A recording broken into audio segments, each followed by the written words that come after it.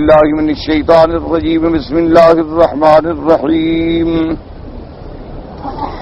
ليس عليكم جناح أن تبتغوا فضلا من ربكم فإذا أفضتم من عرفات فاذكروا الله عند المشعر الحرام واذكروه كما هداكم وإن كنتم من قبله لمن الضالين.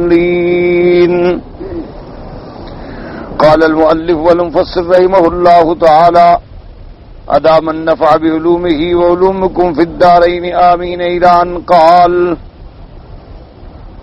في صحيح مسلم وفي حديث جابر بن عبد الله الطويل الذي في صحيح مسلم قال فيه فلم يزل واقفا يعني بعرفة حتى غربت الشمس وبدت الصفرة قليلا حتى غاب القرص.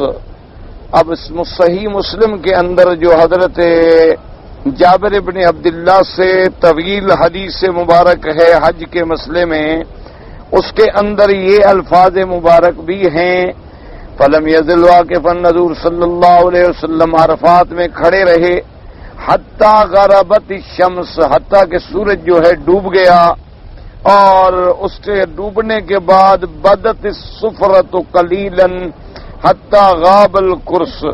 یہ پہلا جو ہے نا غربت الشمس یعنی سورج ڈوبنے کے قریب ہو گیا، اب پیلا پن ظاہر ہوا اور وہ سورج کا ٹکڑا جو ہے قرص وہ ڈوب گیا اچھی طرح. اس کے بعد حضور صلی اللہ علیہ وسلم وہاں سے روانہ ہوئے. وَأَرْدَفَ أُسَامَةَ خَلْفَهُ، اور حضرت اسامہ کو اپنے ساتھ پیچھے سواری پہ بٹھایا.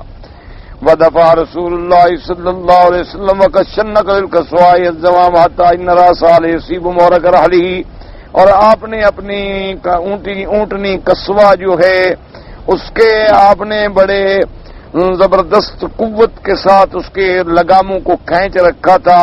اس کی گردن جو ہے وہ پلان کے اگلے حصے سے گویا کہ لگ رہی تھی، اور آپ فرماتے تھے اور اپنے ہاتھ سے اشارہ فرماتے تھے وَدَفَعَ رَسُولُ أَيُّهَا النَّاسُ السَّكِينَةَ السَّكِينَةَ، لوگو آرام سے چلو آرام سے چلو.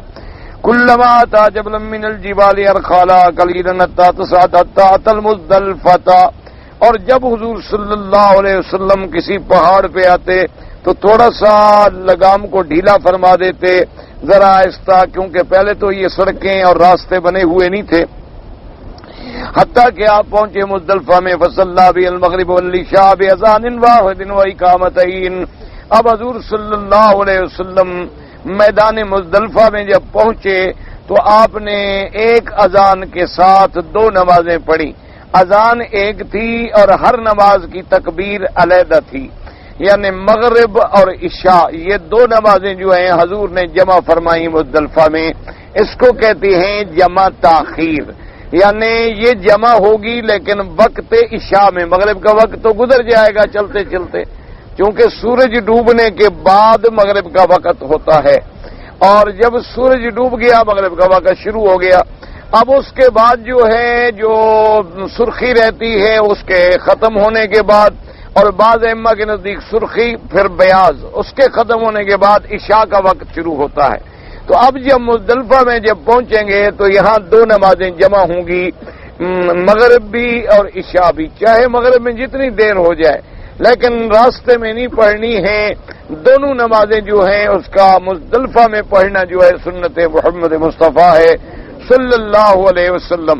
ہاں ایک علیحدہ مسئلہ یاد رکھیں کہ بعض اوقات ٹریفک جام ہو جاتا ہے اور بالکل یہ اندیشہ ہو جاتا ہے کہ اب تو ہمیں نماز کا وقت ہی نہیں ملے گا، صبح ہونے کا قریب آ گیا ہے تو پھر آدمی پڑھ سکتا ہے راستے میں بھی ایسے حالات میں. ورنہ سنت یہ ہے کہ آدمی مزدلفہ میں پہنچنے کے بعد ایک اذان کہے اور پہلے مغرب کی نماز پڑھے، اس کے بعد دوسری تکبیر کہے اور پھر عشاء کی نماز پڑھے. جمع بین الصلاتین، اور یہ جمع تاخیر ہے. اور یہ بات بھی یاد رکھیں کہ اس دور کا نمازوں کے جمع کرنے میں کسی امام کا اختلاف نہیں ہے، یعنی تمام ائمہ اربعہ جو ہیں رحمت اللہ علیہم اجمعین ان کا اتفاق ہے کہ یہ دونوں نمازیں جو ہیں جمع ہوں گی. اچھا، اسی طرح دو نمازیں جو ہیں عرفات میں بھی جمع ہوں گی، ظہر اور عصر، لیکن اس میں تھوڑا اختلاف ہے.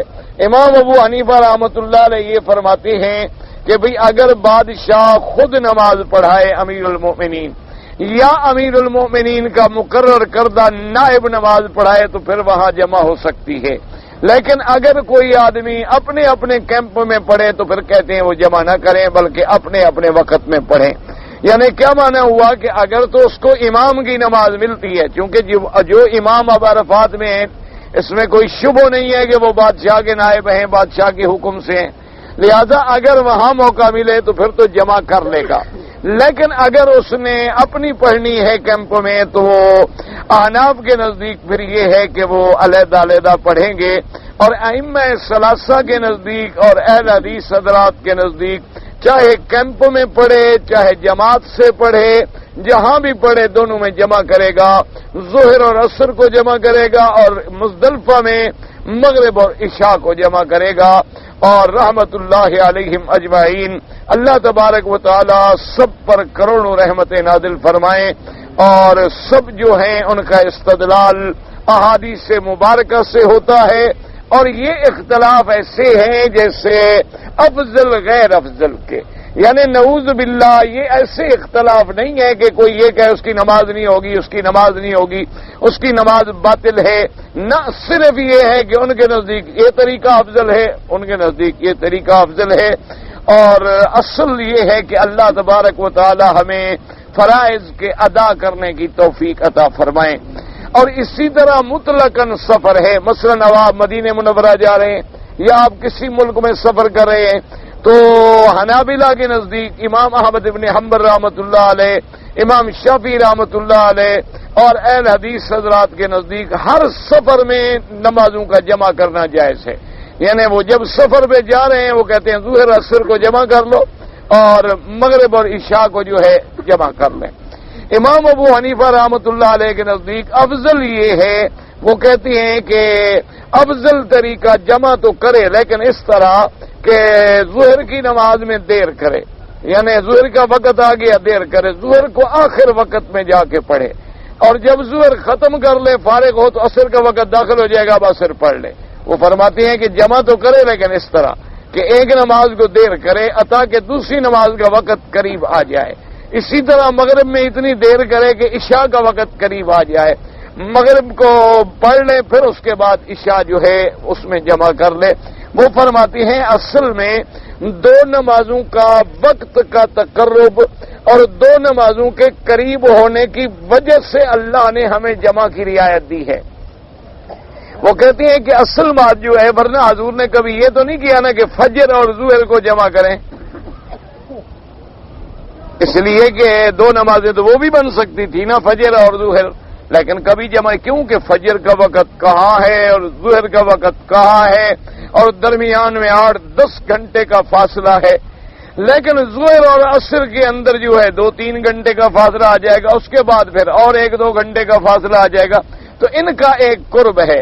تو وہ فرماتے ہیں اسی طرح ایک حدیث مبارک میں بھی موجود ہے کہ میرے آقا جب سفر فرما رہے تھے تو صحابہ نے عرض کیا کہ حضور نماز کا وقت ہو گیا ہے، تو آپ نے فرمایا الصلاۃ امامکم، آگے چلو آگے چلو، اور پھر صحابہ چلتے رہے کہ کچھ دیر گزری، پھر صحابہ نے دوبارہ عرض کیا حضور نماز کا وقت ہو گیا، آپ نے فرمایا آگے چلو آگے چلو، اور اس کے بعد پھر صحابہ نے عرض کیا حضور نماز کا وقت جا رہا ہے، آپ نے فرمایا اور آگے چلو، تو اب حضور اترے اور پھر آپ نے ظہر پڑھی، پھر اس کے بعد عصر پڑھی، تو انہوں نے کہا کہ ظہر میں اتنی دیر کر دی کہ صحابہ بار بار یاد دلاتے رہے، لیکن حضور نے فرمایا آگے چلو آگے چلو، الصلاۃ امامکم الصلاۃ امامکم۔ اور دوسرا اصل جو رعایت اللہ نے دی ہے یہ اللہ کا بہت بڑا انعام ہے، جیسے کہ سفر میں اللہ نے 4 رکعتوں کی نماز کو قصر فرما دیا کہ 2 رکعت پڑھی جائے تاکہ بندے پر سفر میں ایک رعایت ہو گئی۔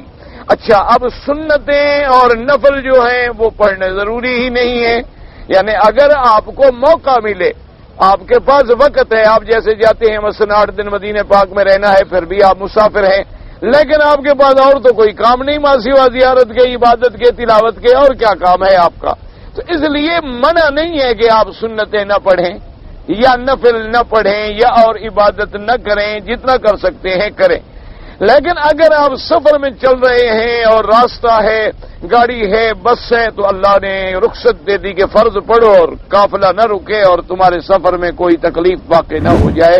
یہ اللہ تبارک و تعالیٰ کی طرف سے بندوں پر انعام ہے اور اللہ کی بڑی رحمتیں ہیں۔ اور آدمی جب نماز پڑھ لیتا ہے تو اطمینان ہو جاتا ہے کہ الحمدللہ اللہ کا شکر ہے کہ میں نے ایک فرض ادا کر لیا اور اللہ تبارک و تعالیٰ نے مجھے اچھا۔ پھر سفر میں جب نماز پڑھیں اس کے بڑے فائدے ہیں۔ ایک تو آپ وضو کے ساتھ ہوں گے، پھر آپ نماز پڑھیں گے، اللہ کا ذکر کریں گے۔ لازمی بات ہے کہ اس میں ذکر بھی آ گیا، قرآن بھی آ گیا، تلاوت بھی آ گئی، دعا بھی آ گئی، اللہ تبارک و تعالیٰ کی طرف خشوع و خضوع بھی آ گیا، تو آدمی کو سفر میں اللہ آفات سے اور بلاؤں سے محفوظ فرما دیتے ہیں۔ اللہ تبارک و تعالیٰ کی رحمتوں اور عنایتوں سے انسان کو ہر حال میں فائدہ اٹھانا چاہیے۔ اور اس کے بعد جناب فرماتے ہیں کہ حضور پاک نے 2 نمازیں وہاں پڑھی، کہاں؟ مزدلفہ میں۔ وَلَمْ يُصَبِّحْ بَيْنَهُمَا شَيْئًا، اور دونوں کے درمیان حضور نے کوئی سنت نہیں پڑھی، یعنی مغرب نماز پڑھی، سلام پھیرا اور تکبیر شروع ہو گئی اور عشاء کی نماز پڑھ لی۔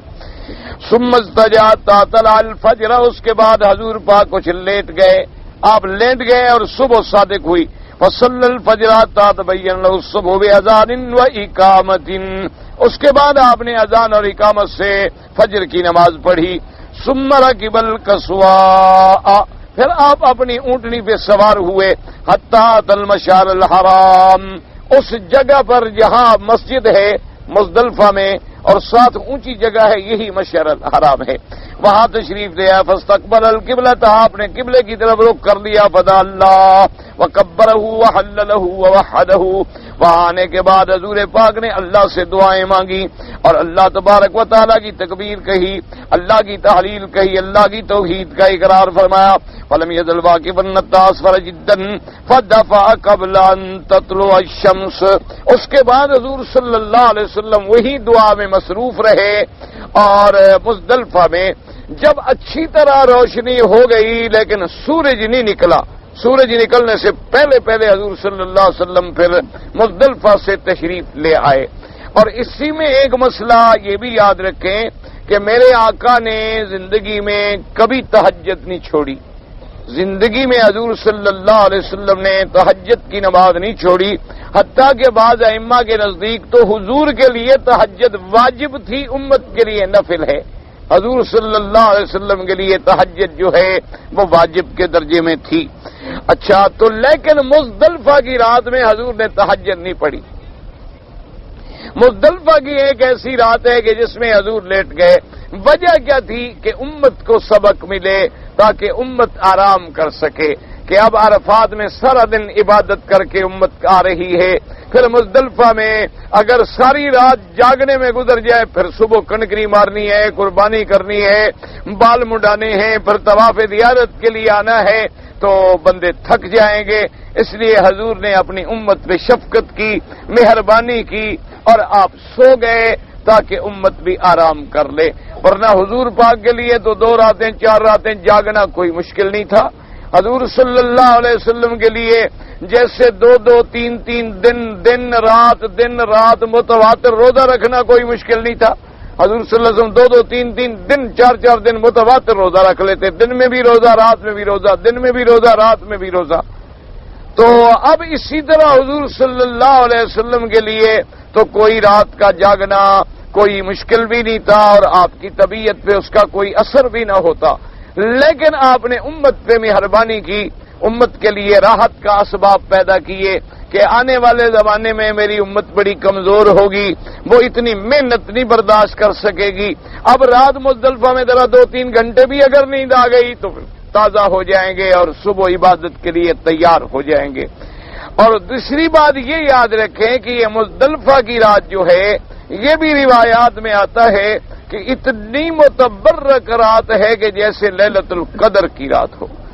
اور اسی طرح مزدلفہ کے بارے میں صحیح حدیثوں میں یہ آیا ہے کہ حضرت سیدنا ابی بکر صدیق رضی اللہ تعالی عنہ وارضاہ، حضرت سیدنا صدیق فرماتے ہیں کہ میں نے دیکھا کہ صبح کی نماز کے بعد سرکار مدینہ بڑا چہرے پہ خوشی ہے اور مسکرا رہے ہیں، تو میں نے آ کے عرض کیا حضور اضحک اللہ سنک یا رسول اللہ، اللہ آپ کو ہمیشہ مسکراتا ہوا رکھے۔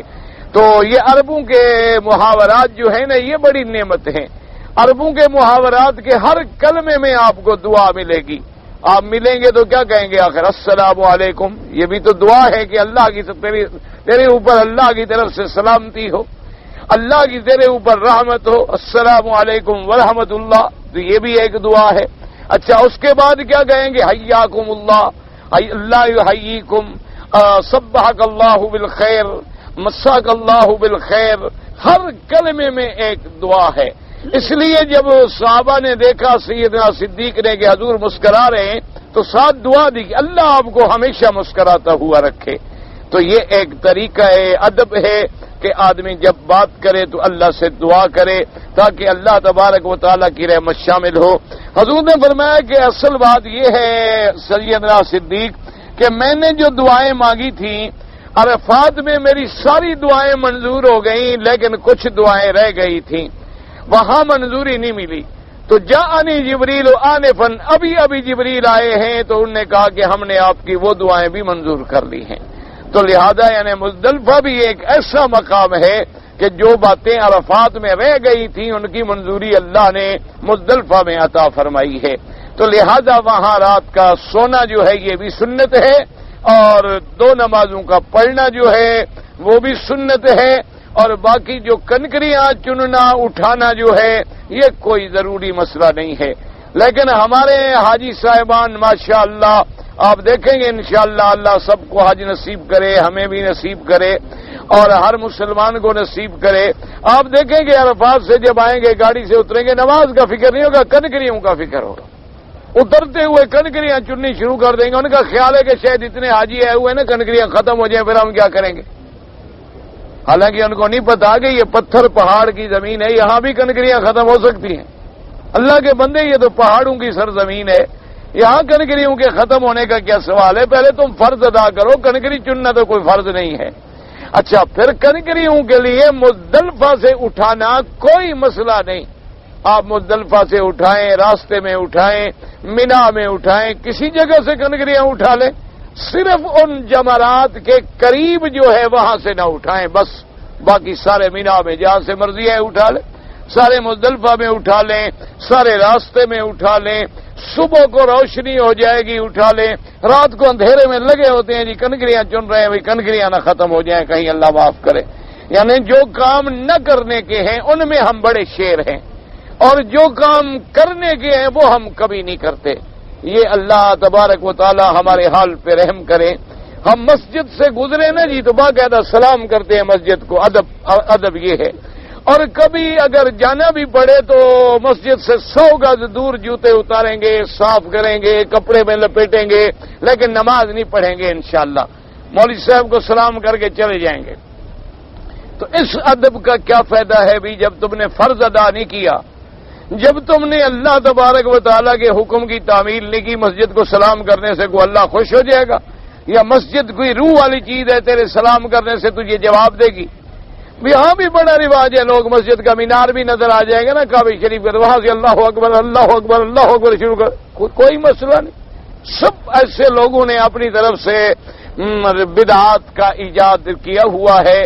حکم یہ ہے کہ کعبے پہ نظر پڑے تو دعا مانگو، اور بعض روایات میں یہ بھی ملتا ہے کہ جب نظر پڑے تو کہو اللہم زد بیتک ھذا تشریفا و تکریما و تعظیما، یعنی اپنی زبان میں کہہ دو کہ یا اللہ اپنے اس گھر کی عزت و عظمت میں اضافہ فرما۔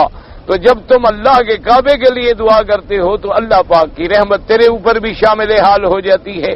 تو اصل یہ ہے کہ ہم بنیادی چیزوں کا خیال نہیں کرتے۔ بنیادی چیزیں جو ہیں وہ فرائض ہیں کہ پہلے دیکھو نا، اب عشاء کی نماز کوئی نہ پڑھے مثال کے طور پہ اور ساری رات تہجد پڑھتا رہے، ڈھیلے کا فائدہ بھی نہیں، کوئی فائدہ نہیں کہ اس نے فرض تو پڑھا نہیں۔ اچھا، ایک آدمی عشاء کا فرض پڑھے، ساری رات تراویح پڑھے، تہجد پڑھے، اور صبح کی نماز کا وقت ہے لیٹ جائے، سمجھو سارا کچھ ختم ہو گیا، کوئی فائدہ نہیں۔ اس سے زیادہ بہتر ہے کہ آپ عشاء کے فرض پڑھیں، جائیں آرام کریں، سو جائیں، فجر کی نماز جماعت سے پڑھیں، یہ زیادہ ثواب۔ یہ کوئی ثواب نہیں کہ تم رات کو تہجد پڑھتے رہو اور فجر کی جماعت تمہاری چلی جائے۔ ہاں، اگر تہجد پڑھنی ہے تو اس یقین سے کہ میری جماعت نہیں جائے گی، پھر تہجد بھی پڑھو، سبحان اللہ۔ تو اس لیے ہمیشہ پہلے فرض ہوتے ہیں، فرض کے بعد واجبات ہوتے ہیں، واجبات کے بعد سنن ہوتے ہیں، سنن کے بعد مستحبات ہوتے ہیں۔ تو اس لیے ہمارے ہاں جو مسئلہ ہے، مستحبات پہ زور ہے، سنن غائب۔ اگر کسی کا سنت پہ زور ہے، واجب ختم، کسی کا واجب پہ زور ہے تو فرض ختم۔ تو یہ اس لیے ہم ناکام ہیں۔ اللہ تبارک و تعالی ہمارے اور آپ پہ، ہر مسلمان کے حال پہ رحمت فرما دے۔ تو بہرحال میرے سرکار مدینے پاک سے اس وقت چلے کہ ابھی سورج نہیں نکلا تھا۔ وفي الصحيحين عن أسامة بن زيد أنه سئل كيف كان يسير رسول الله صلى الله عليه وسلم فقال كان يسير العنقا فإذا وجد فجوة النص والعنق وانبساط السير والنص فوقه۔ اب جناب حضرت اسامہ ابن زید سے بخاری اور مسلم کے اندر موجود ہے کہ پوچھا گیا کہ جب حضور پاک چلتے تھے حج کے سفر کے اندر اونٹنی مبارک پہ تو آپ کے چلنے کا انداز کیا تھا؟ انہوں نے کہا کہ حضور صلی اللہ علیہ وسلم درمیانی چال میں چلاتے تھے اپنی اونٹنی کو۔ فَإِذَا وَجَدَ فَجْوَةً نَصَّا، اگر موقع مل جاتا، راستہ کھلا مل جاتا تو تھوڑا تیز کر لیتے تھے اونٹنی کو۔ یعنی اگر ویسے تو اعتدال، یعنی نہ بالکل آہستہ اور نہ بالکل زور سے، درمیان اعتدال کی چال میں اپنی سواری کو چلاتے۔ لیکن اگر درمیان میں موقع مل جاتا کہ آگے لوگ نہیں ہیں، راستہ مل گیا تو تھوڑا سا تیز بھی فرما لیتے تھے۔ تو اس طرح حضور صلی اللہ علیہ وسلم اپنی اونٹنی مبارک پہ، اصل تو بھائی حج وہی تھے نا جی کہ آپ مدینہ منورہ سے اونٹوں پہ بیٹھیں اور مکے تک آئیں 8 دن سفر کر کے۔ حج تو اس زمانے میں ہوتا تھا، اب تو جناب ماشاءاللہ اللہ کی اتنی نعمتیں ہیں کہ ایئر کنڈیشن بسوں میں حاجی بیٹھے ہوتے ہیں ماشاءاللہ، اور جناب وہیں جھول رہے ہوتے ہیں نیند میں، اور جب اترتے ہیں کہتے بڑی تکلیف ہو۔ کیا تکلیف ہوئی ہے حضرت آپ کو؟ اور جی بس سے اتر کر خیمے آتے تک جناب غضب ہو گیا، اتنی دھوپ، اتنی، وہ تو سب یعنی سارا حج اپنی ناشکری میں تباہ کر دیا۔ اللہ کے بندے تم حج پہ آئے ہو کہ یہ بات ہے کہ تکلیف نہ ہو؟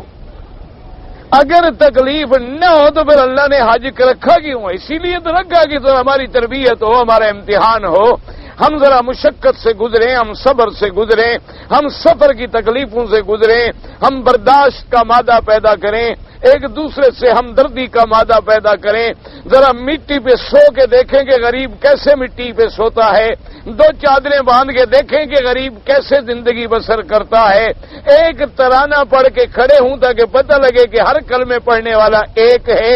اسی سبق کے لیے تو ہمیں بلایا گیا ہے۔ 8 کھانے جناب، بلکہ میں نے تو یہ دیکھا ہے ماشاءاللہ کہ عرفات مینا مزدلفہ میں آدمی اتنی روٹی اور کھاتا ہے، میرے خیال میں کبھی گھر میں بھی اتنی نہیں کھاتا ہوگا۔ تھوڑا سا چلنا پڑتا ہے نا، پھر بھوک لگتی ہے تو 2-2, 4-4, 5-5 کلو فروٹ تو معمولی سی بات ہے نا۔ 10, 15, 20 بوتلیں بیپسی کولا کی شام تک، یہ تو مسئلہ ہی کوئی نہیں ہے، یہ تو ایسے ٹیسٹ ہے، ذائقہ بدلنے کے لیے تھوڑا سا۔ اور اس کے بعد بڑی تکلیف ہوئی جی اس دفعہ، بہت تکلیف، اور بڑی تکلیف۔ اور جی کیا تکلیف؟ اور جناب بسیں پھنس گئی، رل گئے، مر گئے، کھانا نہیں ملا جی، لیٹ ہو گئی، 2 بجے کھانا دیا، ٹھنڈا ہو گیا۔ تم شادی پہ 1000 آدمی کو کھانا نہیں دے سکتے ہو، یہاں 20 لاکھ آدمی کو شکر نہیں کرتے کہ مل جاتا ہے۔ تم شادی کرتے ہو، 1000 آدمی کو بلا لو، دیکھو میرے خیال میں 500 انشاءاللہ گالیاں دیتا ہوا جائے گا۔ تجربہ کر لو، آخر تمہارے ملک میں شادیاں ہوتی ہیں نا، بھی بڑی بھی چھوٹی بھی شادیاں ہوتی ہیں۔ 1000 آدمی کو دعوت دو، شرط لگا لو، کیسٹ ٹیپ لے کے کھڑا کر دو ذرا ملازمین کو کہ ہر آنے جانے والے کے تاثرات نوٹ کریں، جب مہمان چلے جائیں تو ذرا ٹیپ سنیں کہ تمہارا کیا حلیہ بناتے ہیں وہ۔ کوئی کہے گا 1947 کا امیر ہے سالہ، یہ کل تک بھوکا مرتا تھا، آج ہمیں دکھانے کے لیے بڑی بڑی شادیاں کر رہا ہے۔ کوئی کہے گا پتہ نہیں جی بورچی کہیں سے ایسا ڈھونڈ کے منگوایا بے وقوف جس کو کھانا پکانا ہی نہیں آتا۔ کوئی کہے گا جناب گھی تو اس میں معلوم ہوتا ہے وہ منگایا جس میں کوئی مردہ پڑا ہوا تھا۔ یعنی صرف آپ تقریریں سنیں 1000 آدمی کا انتظام کر کے، اور یہاں 20 لاکھ آدمی کی گیدرنگ ہے، پھر ان کو ایک جگہ سے منتقل کرنا ہے، مکے سے مینا، مینا سے عرفات، عرفات سے مزدلفہ، مزدلفہ سے مینا، مینا سے پھر مکہ، مکے سے پھر مینا، مینا سے پھر مکہ، مکے سے پھر مدینہ، مدینے سے پھر مکہ، مکے سے پھر جدہ۔ ایک مذاق ہے؟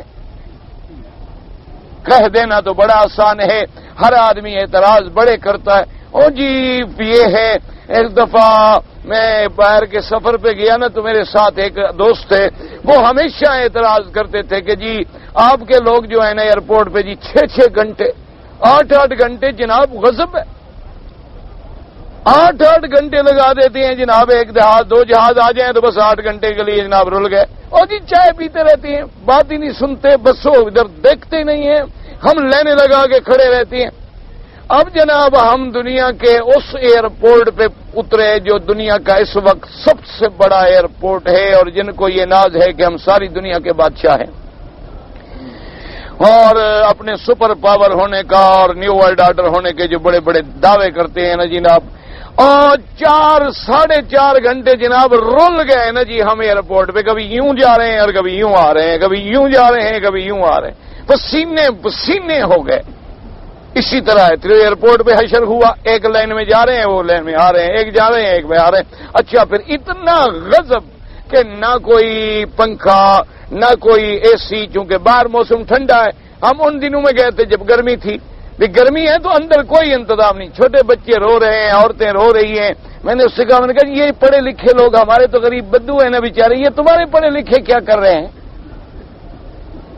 تو جی کبھی کبھی رش ہو جاتا ہے، تو میں نے کہا وہاں رش نہیں ہوتا ہے، ہمارا عادت ہو گئی ہے کہ مسلمان پہ اعتراض کرو، ہمارا ذہن بن گیا ہے، کافر پہ، گوری چمڑی والے پہ، سوٹ والے پہ کبھی اعتراض نہیں کریں گے، کیونکہ ان کے تو ہم غلام ہیں نا،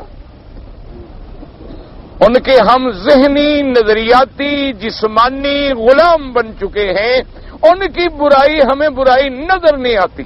اچھا ایک سڑک پہ آ رہے تھے جناب، تو آپ یقین کریں کہ 3.5 گھنٹے ٹریفک یوں کھڑی ہے مین روڈ پہ۔ میں نے کہا یہ کیا ہو گیا؟ کہتے جی آگے کوئی سڑک بن رہی ہوگی، کچھ ہوگا۔ میں نے کہا ہمارا تو مینا مزدلفہ میں ہو جائے تو بڑے تم گلے کرتے ہو، آج کیوں ہیں؟ یہ تمہارے باپ لگتے ہیں۔ یہ کیا ہو رہا ہے اللہ کے بندے؟ میں نے کہا تم شکر نہیں کرتے ہو کہ وہ 20 لاکھ آدمی کو پھر ایک دن نہیں، ابھی دیکھو الحمدللہ ابھی تو آپ رجب میں ہیں، اللہ کا شکر ہے حرم بھرا ہوا ہے، اللہ کا شکر ہے شعبان، پھر رمضان، اس کے بعد شوال، ذی القعدہ، ذی الحجہ، اور پھر محرم کے 10 15 20 محرم تک۔ اب اتنی اللہ کی مخلوق کو سنبھالنا کہ پھر ایک فروٹ یعنی سیب کی بھی کمی نہ آنے دیں، ایک چیز کا ریٹ تبدیل نہ ہو۔ تمہارے یہاں تو صرف یہ ہوتا ہے نا جی کہ فلاں چیز میں سوچ رہے ہیں کہ کچھ اضافہ کیا جائے، تو شام کو 30 روپے والی چیز جو ہے 40 روپے سیر ہو جاتی ہے، ابھی وہ سوچ رہے ہیں اضافہ کیا جائے۔ ہمارے مسلمان کلمہ پڑھنے والے پہلے اضافہ کر دیتے ہیں، اور یہاں جناب والا اللہ تبارک و تعالی مہربانی فرمائے، آج جو بوتل آپ کو 2 روپے میں ملتی ہے اور چھوٹی ایک، اسی طرح عرفات میں ملے گی۔ مجال ہے کہ 20 لاکھ آدمی اور ایک چیز کا ریٹ اوپر ہو جائے۔ اب ہر سال حج پڑھتے ہیں، اگر میں کوئی خوشامد کر رہا ہوں تو آپ بتا دیں، کیونکہ اب مشکل یہ ہو جاتی ہے نا کہ کوئی سچی بات او جی یہاں تو سب خوش آمدی لوگ ہیں، او بابا ڈر کے مارے تعریف کرتے ہیں، ہمارا ملک آزاد ہے، جس کو گالیاں دیں ہم سبحان اللہ، اسی لیے تو بھوکے مر رہے ہو کہ ہم نے جب قدر والے کی قدر نہ کی، نہ شکری کی، اللہ نعمتیں چھین لیتا ہے۔ ہم نے اپنے ملک کی قدر نہیں کی، اللہ نے ہمیں دریا دیے، پہاڑ دیے، سمندر دیے، اللہ نے ہمیں بندے دیے، دماغ دیا، برین دی، مین پاور دی۔ میں کہتا ہوں کسی دنیا کے پاس ایسی نعمتیں نہیں جو ہمارے پاس ہیں۔ کہ ایک عالم دین نے لکھا، بڑی پیاری بات لکھی، اس نے کہا سورۃ الرحمن میں اللہ نے جتنی نعمتوں کا ذکر کیا ہے وہ سب اللہ نے پاکستان والوں کو دی ہے، لیکن ناشکرے ہیں۔ کیا وہ اللہ کا شکر ادا نہیں کرتے، اس لیے پھر اللہ کے عذاب آنے شروع ہو جاتے۔ جتنی اس نے کہا سورۃ الرحمن رکھ لو سامنے، اور جتنی نعمتوں کا اللہ نے ذکر کیا سب موجود ہیں، لیکن اس کے باوجود کھانے کو نہیں ملتا، عزت محفوظ نہیں۔ دعا کرو اللہ ہم سب پہ رحم فرما دیں۔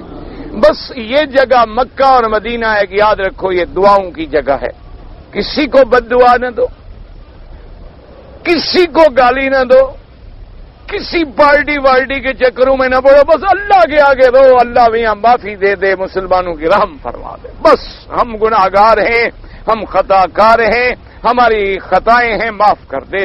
اب ہم اتنے عذاب جھیلنے کے قابل نہیں رہے، کب تک مائیں اپنے بیٹوں کی لاشیں اٹھائیں گی؟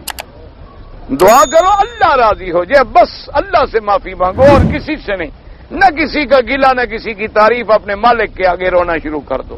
اللہ جب راضی ہوں گے سب مسئلے حل ہو جائیں، اللہ پاک کی رضا آ جائے، بس دعا یہ کیا کرو۔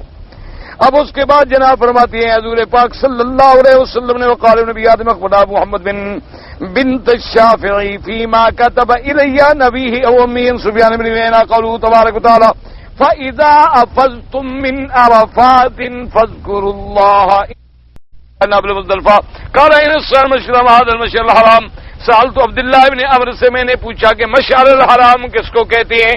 انہوں نے کہا چپ رہے۔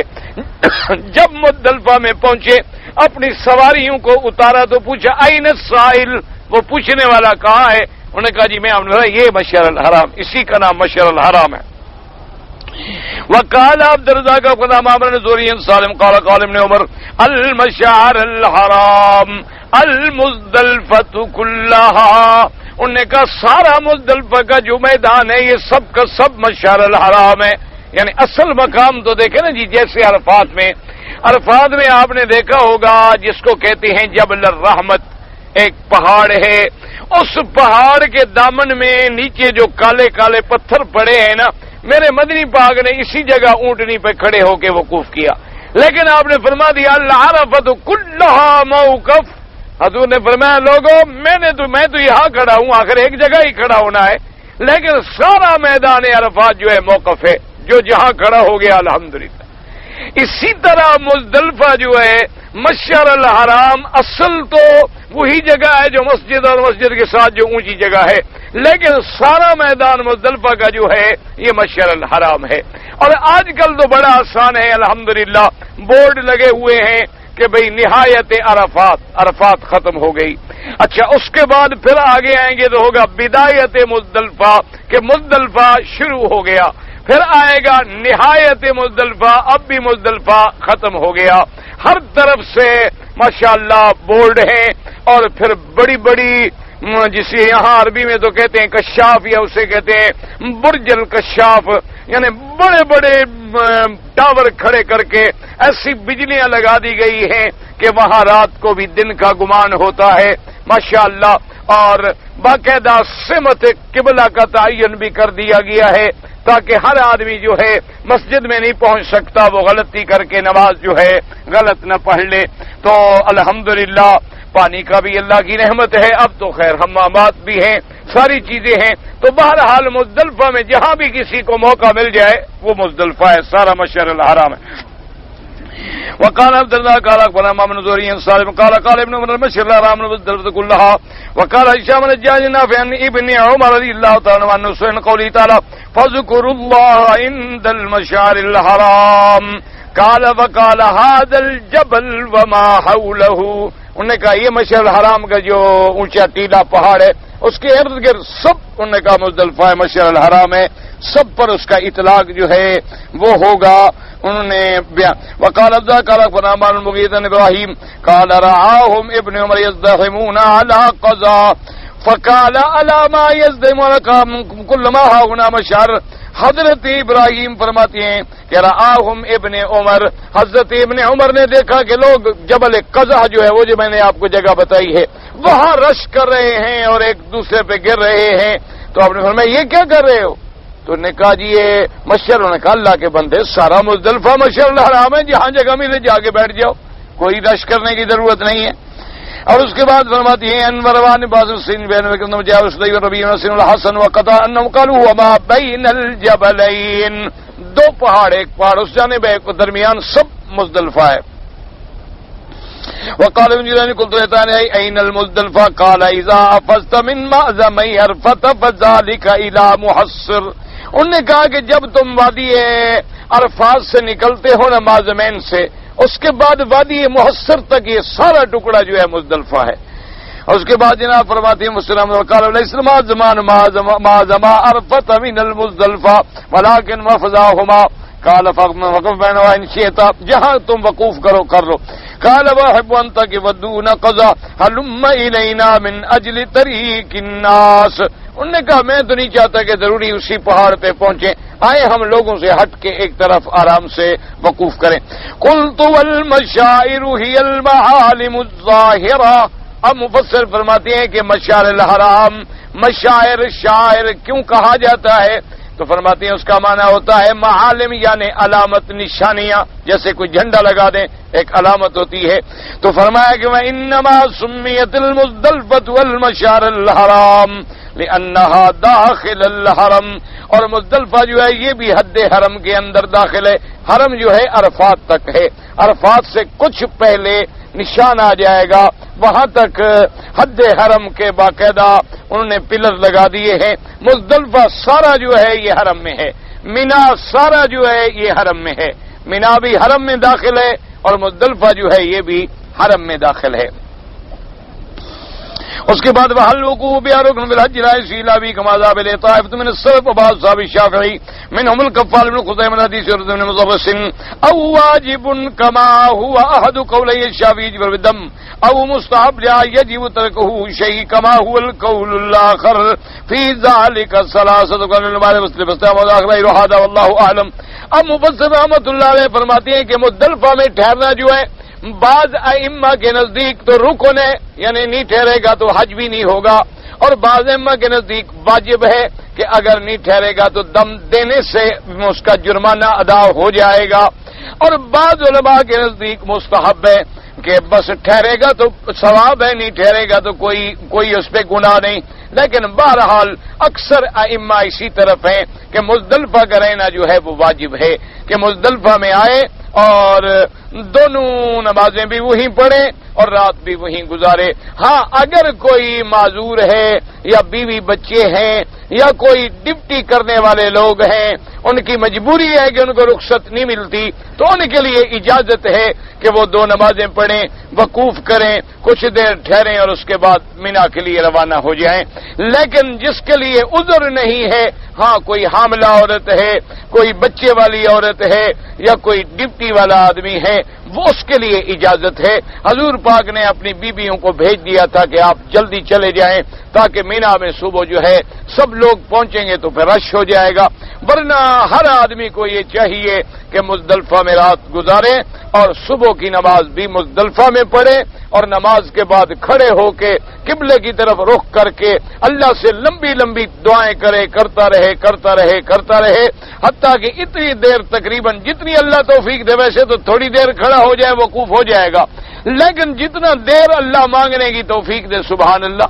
اللہ تبارک و تعالی ہر بندے کو اخلاص کے ساتھ مانگنے کی بھی توفیق دے، کیونکہ علماء نے لکھا ہے کہ ہر عبادت کے بعد، جیسے ہر محنت کے بعد آدمی مزدوری کا مطالبہ کرتا ہے، اسی طرح ہر محنت کے بعد لینے کا وقت تو تب ہوتا ہے کہ اب اللہ ہمیں اس محنت کے بعد عطا فرما کہ جب تو نے ہمیں یہ مقام نصیب کر دیا ہے، تو نے عرفات نصیب کر دیا، تو نے مزدلفہ نصیب کر دیا، تو جو دعا ہے نا دراصل وہی بندے کا خلاصہ ہے کہ اللہ سے کتنی تعلق ہے. لیکن دعا اس طرح مانگیں کہ دل بھی حاضر ہو اور بدن بھی حاضر ہو. دعا ایسے نہ مانگا کریں کہ دل غافل ہے اور تم زبان سے دعائیں مانگ رہے ہو، وہ تو صرف زبانی کلامی بات ہے، وہ دعا نہیں ہوتی. دعا وہ ہوتی ہے کہ آدمی باوضو ہو، اول آخر درود شریف ہو اور قلبن و قالبن اپنے اللہ کی طرف متوجہ ہو اور دل میں یقین ہو کہ مالک سے لینا ہے، اس کے بغیر جانا ہے ہی نہیں، اور میں جو مانگ رہا ہوں مجھے ملے گا، بالکل اس یقین کامل کے ساتھ اللہ سے دعا مانگے۔ اچھا اگر ملنے میں دیر ہو جائے تو اکتا نہ جائے کہ بھئی اتنا عرصہ ہو گیا مانگ رہا ہوں نہیں ملا، مانگ رہا ہوں نہیں ملا۔ اللہ فرماتے تم تو میرے ایک حقیر بندے ہو، میری مرضی، میں جب چاہوں دے دوں۔ تم دنیا کے کسی وزیر کو درخواست دیتے ہو 2 سال تیرا مقدمہ نہیں سماعت ہوتا، تمہاری چھوٹی چھوٹی سی عدالتیں 4 سال کی تمہیں پیشیاں دے دیتی ہیں، میں تو مالک الملک ہوں، میری مرضی، میں منظور کر لوں تو ابھی تیرے ہاتھ بھی نیچے آئے تو منظور کر لوں، اور میں اگر منظور نہ کروں تو پھر سال تک یعقوب علیہ السلام روتے رہیں اور بیٹا نہ ملنے دوں۔ اور اپنے گھر کے باہر 2 کلومیٹر کے فاصلے پہ یوسف علیہ السلام کنویں میں موجود ہیں اور میں نے ملنے بھی نہ دیا، علم بھی نہ دیا، خبر بھی نہ دی اور خوشبو بھی نہ جانے دی، اور جب میں راضی ہو گیا تو قمیض مصر سے نکلا اور خوشبو پہنچ گئی۔ یہ اللہ کی مرضی ہے، بندے کا کام تو مانگنا ہے کہ مانگتا رہے اور کبھی نا امید نہ ہو اور مایوس نہ ہو۔ مایوس ہونا جو ہے کافروں کی صفت ہے، مومن کبھی اپنے اللہ کی رحمت سے مایوس نہیں ہوتا۔ انہ لا ییأس من روح اللہ الا القوم الکافرون، اللہ نے قرآن میں فرمایا ہے کہ میری رحمت سے مایوس صرف کافر ہوتے ہیں۔ اللہ نے فرمایا لا تقنطوا من رحمت اللہ، میری رحمت سے نا امید جو ہے نہ ہوا کریں۔ وقال عبد الله بن مبارك سفيان الثوري قال عرفت كل موقف فتوى وجمع كلها موقف الا محصرا، حضور نے فرمایا مزدلفہ بھی سب موقف فیصل وادی محصر میں نہ آئے۔ هذا حديث مسند قال امام احمد بن المغيرة قال حدثنا سعيد بن الجديد قال حدثني سليمان بن موسى عن جبير بن النبي قال كل عرفات موقف ورفعوا عن عرفات وكل مزدلفة موقف ورفعوا عن محصر، یعنی وادی محصر میں نہ بیٹھے۔ وكل فجاج مکہ منہر، مکے کی ہر گلی میں تم جانور ذبح کر سکتے ہو۔ وَكُلُّ أَيَّامِ التَّشْرِيقِ ذِبْحٌ، اس کے بعد جو ہے ایام تشریق میں بکری کا ذبح کرنا قربانی کا جائز ہے۔ وَلَكِنْ هَذَا أَيْضٌ مُنْقَطِعٌ فَإِنَّ سُلَيْمَانَ بْنَ هَذَا وَهُوَ الْأَشْدَقُ لَمْ يُدْرِكْ جُبَيرَ وَلَكِنْ رواه الوليد بن مسلم وسعيد وزيد صغير مدرسين عن سليمان وقال عن جبير بن النبي وقال سنا جبير النبي وذكر والله تعالى أعلم وقوله تبارك وتعالى واذكروه كما هداكم تنبيه النمل وعلم الله به من الهداية والبيان والإرشاد إلى مشيئة الحج وكان عليهم هداية إبراهيم الخليل صلى الله عليه وسلم الضالين قيل من قبل هذا الهدى وقيل القرآن وقيل الرسول بل كل متقارب ومتلازم وصحيح۔ اللہ نے فرمایا کہ تم میرا ذکر اسی طرح کرو جس طرح میں نے تم کو ہدایت کی۔ کیا مانا؟ ما انعم اللہ به من الہدایت بیان ارشاد، کہ اللہ نے ہدایت کی، اللہ نے تمہیں حج کا مسائل بتلائے، اللہ نے تمہیں حج کرنے کی توفیق دی، اللہ تبارک و تعالی نے سنت ابراہیم کو زندہ فرمایا۔ وَإِن كُنتُم مِّن قَبْلِهِ، اس ہدایت کے آنے سے پہلے تم نہیں جانتے تھے۔ اب خدا سے مراد کیا ہے؟ بعد نے فرمایا یہ قرآن مقدس، اور بعد میں فرمایا کہ مراد الرسول صلی اللہ علیہ وسلم میرے آقا محمد مصطفیٰ ہیں، یعنی ان کے آنے سے پہلے تم بالکل گمراہی میں پڑے تھے، تمہیں کوئی پتہ نہیں تھا کہ ہدایت و ارشاد کے کیا رستے ہیں۔ تو اللہ تبارک و تعالیٰ کا ذکر بھی کریں، اللہ کا شکر بھی کریں، لیکن اس طریقے سے جس طریقے سے اللہ نے سمجھایا ہے، یعنی عبادت بھی اللہ وہ قبول کرتے ہیں جو اللہ کے حکم کے عین مطابق ہو۔ واللہ عالم۔ کہتے ہیں جی اگر میں نے مثلا طواف کیا، قرآن پڑھا، تو اپنے ان اعمال صالحہ کا وسیلہ پکڑنا جائز ہے؟ بالکل جائز ہے، یہ تو عین سنت ہے کہ اعمال صالحہ کا وسیلہ پکڑ کے دعا مانگی جائے۔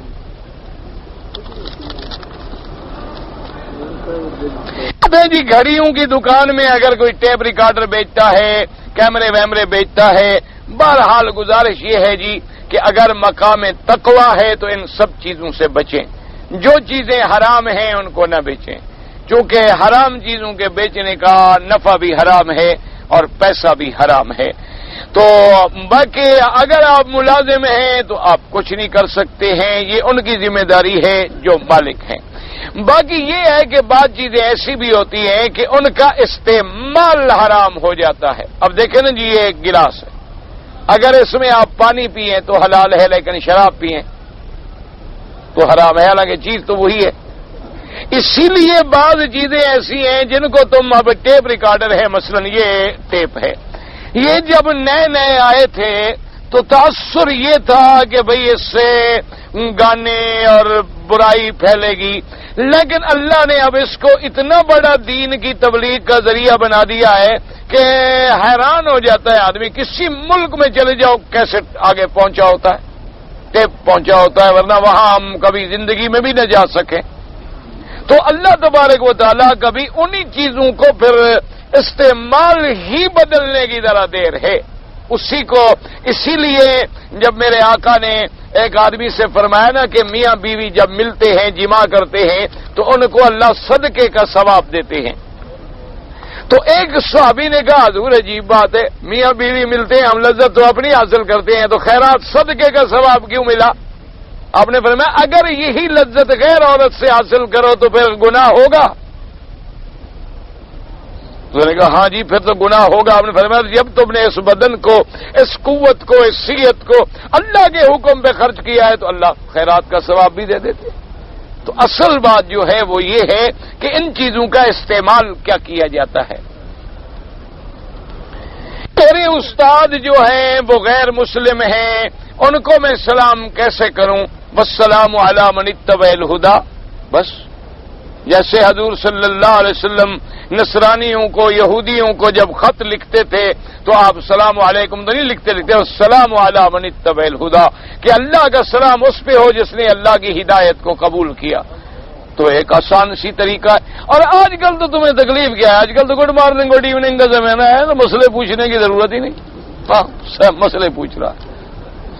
آج تو مسلمان استاد کو یہ سکھایا جاتا ہے، بڑے بڑے مہذب آدمی ہو سکھائیں گے جو اپنا سب سے پہلے اپنا بیٹے کو سکھائیں گے بائے بائی کرے، تو کہتے ہیں یہ پڑھا لکھا آدمی ہے، بڑا مہذب گھر کا. اور اگر بچہ کہہ دے فی امان اللہ کہ یار کوئی مولوی کا بیٹا ہے، عجیب آ یار کیا پاگل بنا دیا آپ نے، کسی مولوی کے پاس جاتا ہے یہ؟ یار اس کو سکھاؤ، ٹھیک کرو یار، تہذیب سکھاؤ اس کو. یہ کیا مولوی والی السلام علیکم فی امان اللہ وعلیکم السلام، یہ کیا کہہ رہا ہے؟ آج تو یہ ہے کہ ٹاٹا کرے، بائی بائی کرے. تو اس لیے آپ کو کیا تکلیف ہے؟ آپ کے لیے تو مسئلہ بڑا آسان ہے. چھوٹی داڑھی بہرحال ایک مشت سے کم رکھنا جو ہے وہ گناہ ہے. ہنڈی کا کاروبار کرنا اگر مسلمان ملک کو نقصان پہنچے تو جائز نہیں ہے. رمضان شریف کے مہینے میں اگر ہم عمرہ کریں، دن میں زیادہ ثواب ہے یا رات میں؟ لازمی بات ہے دن میں. روزے کے ساتھ تکلیف زیادہ ہوگی تو ثواب بھی زیادہ ہوگا. یہ تو اصولی بات ہے، جتنی محنت کرو گے اتنی ثواب ملے گا، جتنی گڑ اتنی میٹھا.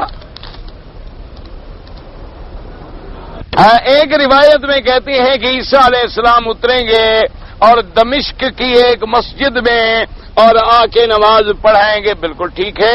حدیث میں ینزل عیسیٰ ابن مریم علی منارت شرقیہ بیضاء دمشق، یہ تو حدیث مبارک میں موجود ہے باقاعدہ کہ آپ دمشق میں اتریں گے ایک مسجد کے مینار پہ فرشتوں کے کندھے پہ ہاتھ رکھے ہوئے، اور حضور نے فرمایا آپ کے بالوں سے پانی ٹپک رہا ہوگا، معلوم ہوگا کہ ابھی ابھی غسل فرما کے تشریف لائے ہیں، اور امام مصلی پہ کھڑا ہو گیا ہوگا، لیکن آپ کہیں گے کہ تم نماز پڑھاؤ. ایک نماز تو پڑھیں گے امام کے پیچھے، باقی نمازیں پھر عیسیٰ علیہ السلام پڑھائیں گے. فرض غسل میں پہلے وضو کریں، بالکل فرض غسل اگر ہے تو پہلے استنجا کریں، اپنے بدن کو دھو ڈالیں، اس کے بعد جیسے وضو کرتے ہو نا اسی طرح پورا وضو کرو، پھر سر سے لے کر پاؤں تک پانی بہا ڈالو اور ہر جگہ کو اچھی طرح مسل لو تاکہ کوئی جگہ جو ہے خالی نہ رہ جائے. اگر انگوٹھی ہے اچھی طرح پھیر لیں، اسی طرح کانوں میں، اسی طرح ناف میں، ہر جگہ، تاکہ پانی جو ہے کوئی ایسی جگہ نہ ہو جہاں پانی نہ پہنچے. اگر کسی نے ایک چیز 10 ریال میں خریدی ہے اور وہ 20 ریال میں بیچ دے تو جائز ہے، 20,000 میں بیچ دے جائز ہے، یہ تو کوئی منع نہیں ہے، تو آپ کا بے شرع ہے، اگر لینے والا راضی ہے تو بیچ دو. لیکن مسلمان کے لیے یہ بھی حکم ہے کہ لا ضرر ولا ضرار، کہ تجارت ایسے نہ کرو کہ دوسرے کو نقصان پہنچاؤ. تم پر بھی تو پابندی ہے نا کہ تم ایسا نفع نہ کرو کہ وہ غبن بن جائے. تم بھی اپنے تمہارے لیے حالانکہ کوئی حد نہیں لیکن اسلام نے حدود رکھے. اسی طریقے سے وہ چیزیں جن کا کھانے پینے سے تعلق ہے اس پر تو اسلام نے اتنی سختی کی ہے کہ تم اگر سٹاک کر رہے ہو کہ مہنگا ہوگا بیچوں گا تو حرام ہے. اچھا اور چیزیں ہیں غیر ضروری تو بے شرح میں جائز ہے لیکن تم کسی کو نقصان نہ پہنچاؤ. تمہارے اوپر بھی تو حکم ہے نا کہ مسلمان کو نقصان نہ پہنچاؤ. ایک بلی میری گاڑی کے نیچے آ گئی, کوئی بات نہیں, مر گئی تو مر گئی, اللہ کی مرضی, کوئی حرج نہیں. مجھے بڑی تکلیف ہے, لوگوں کو بندوں کی تکلیف نہیں, تمہیں بلی کی تکلیف ہے. یار شریف آدمی ہو, اچھی بات ہے, شکر ہے. لوگوں کو تو مسجدوں میں بندے مارنے کی تکلیف نہیں. انا للہ و انا الیہ راجعون. ہر حال کچھ نہیں ہوتا بلی مرنے سے. دہلی سے اگر ہم دہران آئیں پھر تو دہران سے احرام باندھ لیں عمرے کا, بس. جی کہ بعض لوگ جو ہیں اتحیات میں بیٹھتے ہیں تو اشہد اللہ الہ الا اللہ و اشہد ان محمد رسول اللہ پہ انگلی اپنی گھماتے رہتے ہیں. اصل یہ ہے کہ حرکت دینے کا ذکر حدیث میں موجود ہے. اور اب بعض ائمہ فرماتے ہیں کہ اشہد اللہ الہ الا اللہ, بس اب اسی طرح پھر رکھ لیں. اور چونکہ لفظ حرکت کا حدیث میں ہے تو بعض ائمہ نے یہ سمجھا کہ ساری نماز میں اس کو حرکت ہی دیتا رہے, بس, اور کوئی ایسا مسئلہ نہیں ہے. تم نماز پڑھا کرو, تم انگلیاں نہ دیکھا کرو لوگوں کی کہ حرکت کر رہی ہیں یا نہیں کر رہی ہیں. تم اپنی نماز کا فکر کرو. میرے خیال میں تمہاری نظر ادھر ادھر ہی ہوتی ہے کہ بھئی کس کی انگلی ہل رہی ہے, کس کا پاؤں ہل رہا ہے, اور یہ کیا کر رہا ہے, وہ کیا کر رہا ہے. میری نماز جاتی ہے تو جائے یہ تو دیکھ لوں یہ کیا کر رہے ہیں. میں مکہ شریف میں 9 سال سے رہتا ہوں اور ہر طواف میں صفا میں سبحان اللہ بے حمدی, سبحان اللہ بے حمدی تو نہیں ہے, سبحان اللہ و بحمدہ سبحان اللہ العظیم, یہی پڑھتا رہتا ہوں. بالکل ٹھیک ہے, سبحان اللہ اچھی بات ہے لیکن صحیح کر کے پڑھو.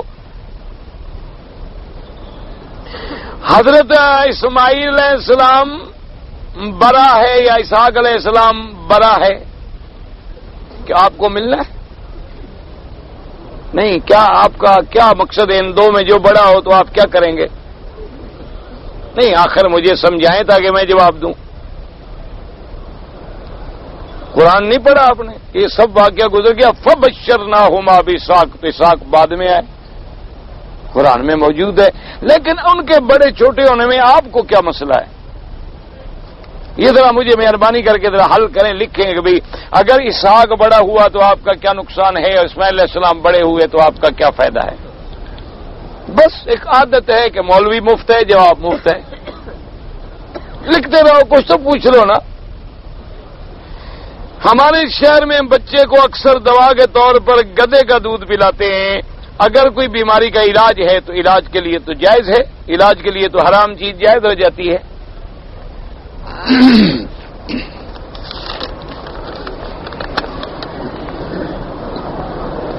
اگر میں 4 کافروں میں پھنس گیا اور وہ کہتے ہیں میرے ساتھ مندر میں چلو تو میں کیا کروں؟ یعنی تم نے ابھی خیال کر لیا خود کہ میں پھنس گیا, تو جب پھنسنا پوچھنا کیا کرتا ہے؟ بس فرضی مسئلے. اگر میں پھنس گیا تو مگر میں کیا کروں گا؟ اچھا اگر تم نہ پھنسے تو مگر کیا ہوگا؟ بس میں نے کہا نا مفت کا سوال ہے, مفت کا جواب ہے, جو مرضی ہے. اگر پھنس گئے اور جان جانے کا خطرہ ہو تو جا سکتے ہو, قرآن میں موجود ہے الا من اکرہ وقلبہ مطمئن بالایمان. اگر کسی نے کوئی ایسا جبر کیا کہ جان خطرے میں ہے تو اللہ فرماتا ہے دل میں ایمان ہے, زبان سے کوئی ایسی بات کہہ دے کہ جان بچ جائے تو کوئی حرج نہیں. مسئلہ قرآن میں موجود ہے.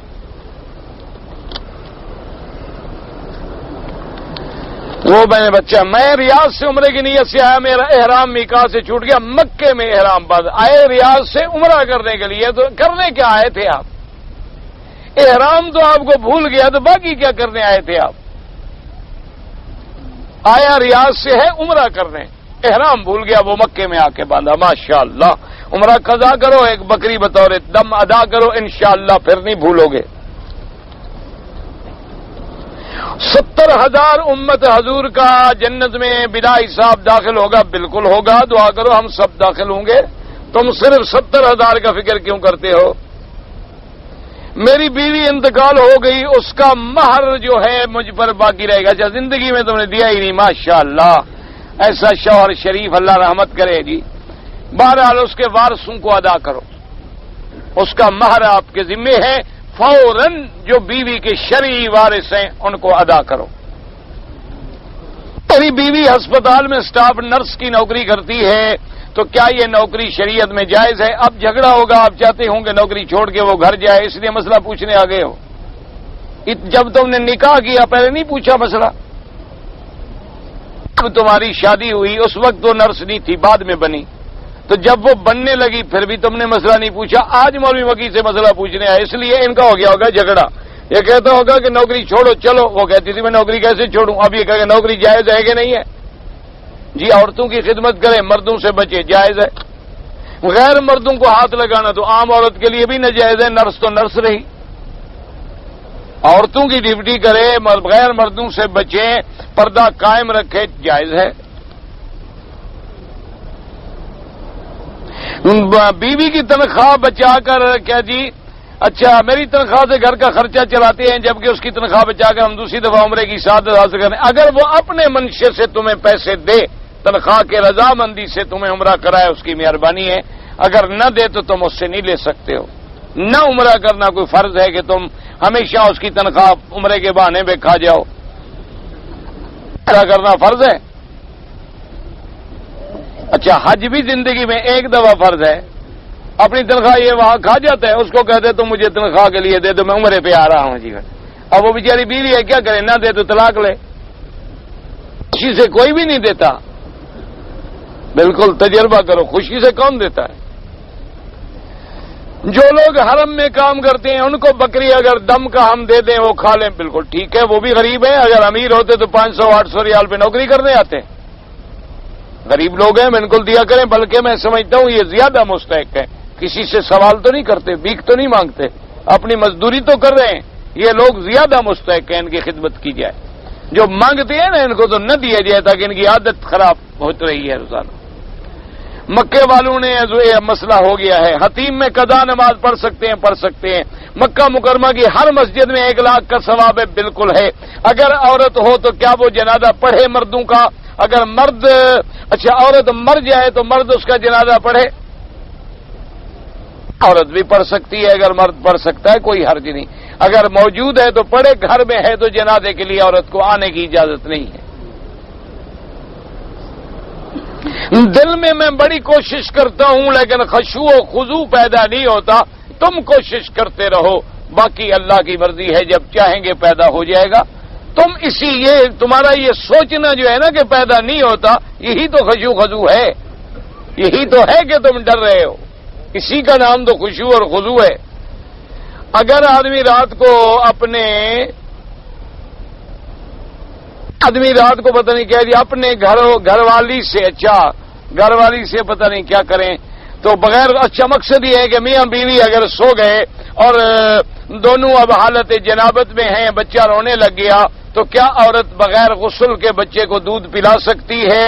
بالکل پلا سکتی ہے، کوئی منع نہیں، لیکن بہتر یہ ہوتا ہے کہ استنجا کر لے، وضو کر لے، اس جگہ کو ایسے پانی سے ذرا صاف کر لے، اور افضل تو یہ ہے کہ غسل کر کے پلائے، لیکن اتنی دیر بچہ صبر نہیں کر سکتا، جب بڑا صبر نہیں کر سکا تو بچہ کہاں صبر کرے گا؟ اچھا جی، ایک عورت حج یا عمرے کے لیے آئی، اس نے طواف الوداع نہیں کیا، ماہواری آ گئی، کوئی بات نہیں، عورت کو ماہواری آ جائے تو طواف الوداع معاف ہے۔ قربانی کا جانور اگر خصی ہو تو قربانی جائز ہے، بالکل جائز ہے، وہ تو اور اچھا ہوتا ہے، موٹا تازہ ہوتا ہے۔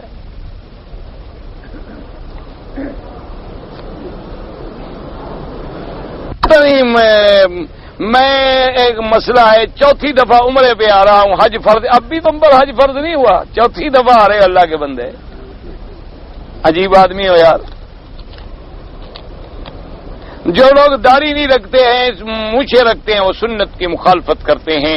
حکم ہے کہ مونچھیں مناؤ اور داڑھی رکھو۔ ایک آدمی امام کے پیچھے اکیلا تھا، نماز پڑھ رہا تھا، تو اس کو قریب کھڑے ہونا چاہیے۔ مقتدی ایک بھی ہو تو جائز ہے، لاکھ بھی ہو تو جائز ہے۔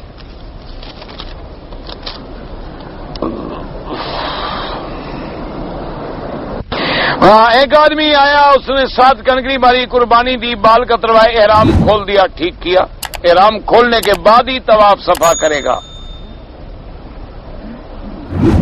اگر بچے کو دودھ دینے والی عورت روزہ نہ رکھے، اگر تکلیف ہو تو روزہ نہ رکھے، یا دودھ کم ہو جانے کا اندیشہ ہو تو روزہ نہ رکھے، بعد میں قضا کرنی ہوگی۔